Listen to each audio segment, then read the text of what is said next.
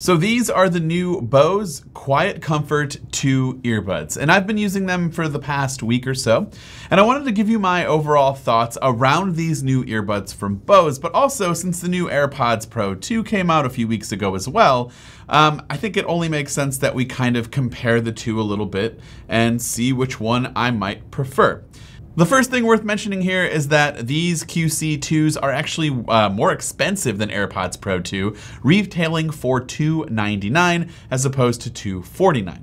Now they do come in this glossy black color or a lighter, more stone-like color option, so you do get multiple color options as opposed to just white for the AirPods Pro. And the first thing I did notice when taking them out of the box was just how much larger this case is compared to the AirPods Pro. This case can be charged via USB-C, and it does only hold what I think is a disappointing 18 hours of total battery life here inside of the case. And that's not great when you consider that it is a little bit larger than the AirPods Pro 2 case, and it holds 6 hours less, with this holding up to 24 hours. Now, the buds themselves both have the ability to last 6 hours, so there's really no difference there, but just something to keep in mind that you will get 30 hours of AirPods Pro 2 battery life compared to 24 with the QC2s. As far as the design goes for these earbuds, it just seems kind of massive compared to the AirPods Pro 2, but in reality, it's really just a little bit wider in certain areas, and then when you put it in your ear, it feels bigger, but it's not that much bigger when you really have them kind of one for one right next to each other.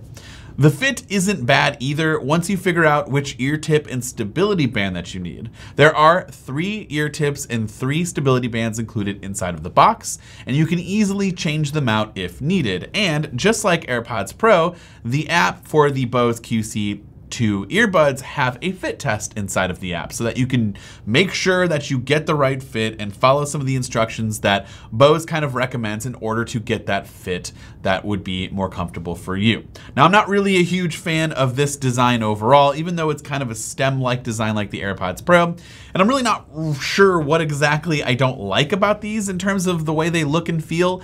Maybe it's just because they feel a little bit bigger in my ears. I feel like whenever I use a pair of AirPods, you know, maybe the 3s or the AirPods Pro 2, or just other earbuds, they sit a little bit lighter and smaller in your ear compared to these. But again, they do fit well once you get them in there. I definitely didn't lose them once I had them in my ears. Never had the thought that they were going to fall out or anything, but they just require a little bit more work to kind of like, you got to put them in and twist it. Even the app shows you that like you have to put them in and kind of twist it in there to make sure that it's nice and snug and comfortable, you know, as opposed to just putting these in and moving about your day. You do have touch controls on each earbud. You can long press to toggle ANC on or off. You can tap once to pause or resume the track. You know, this is just typical gestures for controlling earbuds. So you can double tap for skipping forward, triple for going back. The one thing here, you can actually swipe up and down to raise the volume, which is something you couldn't do on any AirPods until just recently with the AirPods Pro 2. But I do think that this, maybe it's because the stem's a little bit fatter and wider and then it's on the outside. It's a lot easier for me to control the volume when in reality with the AirPods Pro 2, the part that you have to touch on the stem's kind of like on the inside near your ear. So I have to like go in like this and go up and down. I'm not gonna complain. I'm very happy that you can actually do this finally on the AirPods Pro. It's just better to do so on the QC2s. When it comes to sound quality right out of the box, I don't really like the sound. They're very flat, they're very natural, which is weird because that's actually something I do normally prefer. And usually the AirPods Pro, the last generation, had that very similar sound profile. But these new ones now kind of hit harder in the mids and lows. Not too hard, but they do hit harder and it's much more noticeable. And these don't really have that same punch. However, that's not to say that you can't get there because the app does allow for you to customize the sound quality with the EQ. And once I tailored it to my personal preferences, I was actually very happy with them. And I think these sound very good and are pretty much the top of the line compared to, you know, the AirPods Pro 2 and other headphones that are at this price point. I think they sound just as good, if not better in certain situations. And what I think is really nice is that you do have the EQ inside of the app to actually do that. And maybe you won't like to listen to music the way I do, but you can adjust it and listen to it the way you want to. And that's really nice and something that I wish we would actually get with AirPods Pro 2. But that's not something that everybody would want to do. And so right out of the box, if you don't want to do all of that tweaking, then this might not be the right choice for you, because you will do, in my opinion, you will need to do a little bit of work to get it to where I think it's at an acceptable level. So out of the box, these sound better, but you can get there and make them sound just as good by using the EQ inside of the app. Now, speaking of the app, you can actually toggle between different connected devices as you can pair these earbuds with multiple Bluetooth devices at one time. You can toggle on a voice assistant inside of the shortcut setting, or stick with the current long press gesture of toggling ANC on or off. So if you want, you can make it Siri or whatever device you're using it, or you can keep it at the ANC control.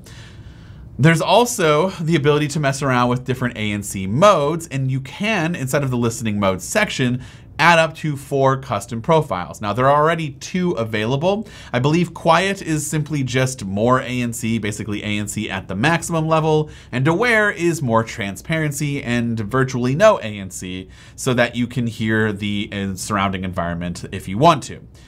You can go inside and create different modes. They have kind of like custom labels if you want to. So I made a music mode, and maybe in this specific music mode, I don't want to have ANC fully on, so I can put it halfway, or I can, adjust the slider any which way I want to, which I guess is actually kind of nice, because you can't do that on AirPods Pro or really any AirPods.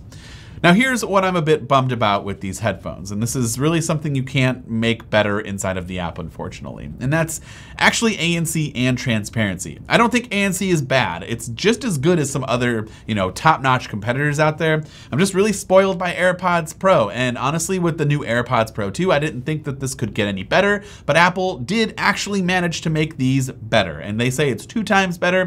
I have no way of actually quantifying how much better it is, but in my mind, it is a better option. So yes, while it does have really good abilities to cancel out pretty much all of the outside world if you want to, I think the new kind of design with the, rearrangement of the vents and everything make it so that my ears don't hurt after a long period of time. It's better at adapting and being, active noise cancellation and doing its job. The good thing about the Bose ANC is that you can adjust and create that profile again if you want to, with a bit less ANC if you want to maybe be in a quiet room and turn on ANC, but just a little bit. It's nice to be able to have that option. Now, transparency is something I've yet to find other headphone manufacturers actually create something that competes with Apple. I'm not someone who uses transparency a whole lot or have, like a lot of actual real world use for transparency mode, but I do find that it just is better, and the competition really hasn't caught up with Apple yet. If you're wondering how these sound on a phone call, well, here's an example of what the Bose QC2 earbuds sound like as I'm currently recording this part of the video using those headphones. And if you want to know how they compare to something like AirPods Pro, well, let me know in the comments, because this is actually the mic from the AirPods Pro 2.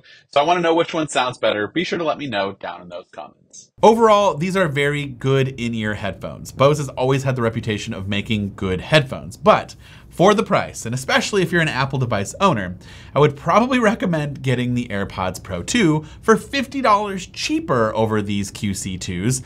And, unless you're just a big Bose fan and you want to know if these still hold up, yes, these new QC2 earbuds still do the trick. They still sound great. I just think that there's a better option out there. And if you're interested in that better option, and if you want to buy that and save a little money compared to these in the long run, then I would go with the AirPods Pro 2. But of course, I would love to hear from you in the comments down below. This has been Now with Mac Rumors. Thanks so much for watching, and I hope to see you around in the next video.